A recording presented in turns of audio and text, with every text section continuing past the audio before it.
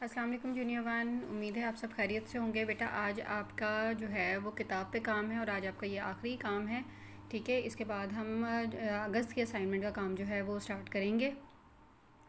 इसलिए बेटा आप सब अपनी किताबें निकालें। Page number 44। इसमें आपका पहला सवाल है, खाली जगह को पुर करें। देखें आपको ऊपर लफ्ज़ दिए गए हैं, आपने उनकी हेल्प से जो है वो खाली जगह पुर करनी है। नमाज अल्लाह ताला की डैश का बेहतरीन तरीका है इबादत। नंबर 2 है, नमाज के ज़रिए हम अल्लाह ताला की दी हुई नेमतों का डैश अदा करते हैं, शुक्र। तीसरा है, अल्लाह ताला ने हमें बेशुमार नेमतें दी हैं। चौथा है बेटा, नमाज़ पढ़ने से डैश खुश होते हैं, अल्लाह ताला खुश होते हैं।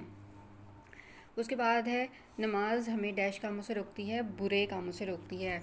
बेटा नेक्स्ट क्वेश्चन है, दूसरे जुमले के सामने टिक और गलत के सामने क्रॉस का निशान लगाएं। पहला है, फजर की नमाज़ सुबह सादिक के वक्त अदा की जाती है, ठीक है ये।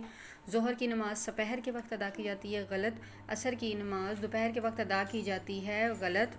मगरिब की नमाज़ सूरज गरूब होने के फ़ौरन बाद अदा की जाती है, दुरुस्त है ये। ईशा की नमाज़ हम रात को अदा करते हैं, ये भी दुरुस्त है।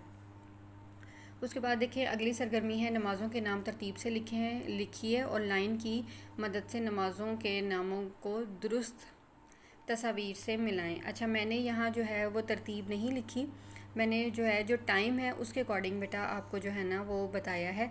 जैसे देखिए सपहर का वक्त, सपहर के वक्त आपको कौन सी नमाज का टाइम होता है, असर का, ठीक है। रात के वक्त आपकी कौन सी नमाज का टाइम होता है, इशा का। सुबह सादिक के वक्त आपका कौन सा टाइम होता है, फजर का। दोपहर के वक्त आपकी कौन सी तरतीब नमाज होती है, ज़ोहर। और सूरज गरूब होने के बाद का जो वक्त है वो आपका होता है मगरिब का।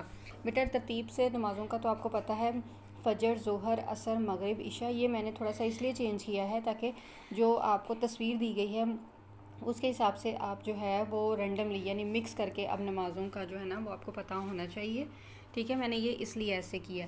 तो अगर आप चाहें तो आप तरतीब से भी जो है इसको अरेंज कर सकते हैं। ये दोनों काम बेटा आपने किताब पे ही करने हैं। अपना बहुत ज़्यादा ख्याल रखें। अल्लाह हाफ़िज़।